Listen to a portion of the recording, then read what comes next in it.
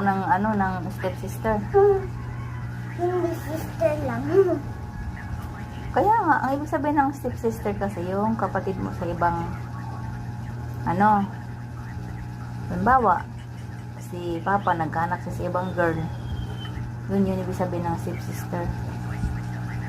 Ba't mo gusto magkaroon ng stepsister? Ha? Ba't gusto mo magkaroon ng stepsister? Ha? Bakit gusto mo magkaroon ng stepsister? Ha? Bakit gusto mo magkaroon ng stepsister? Kasi wala kang karo. Diba? Ang hirap lang nga ng buhay eh. Sabihin mo kay Papa mo. Na, Wag na. gusto mo magkaroon ng stepsister. Gusto mo magkaroon ng kapatid na babae, ganon? Gusto mo? Pero gusto ko lang malaki.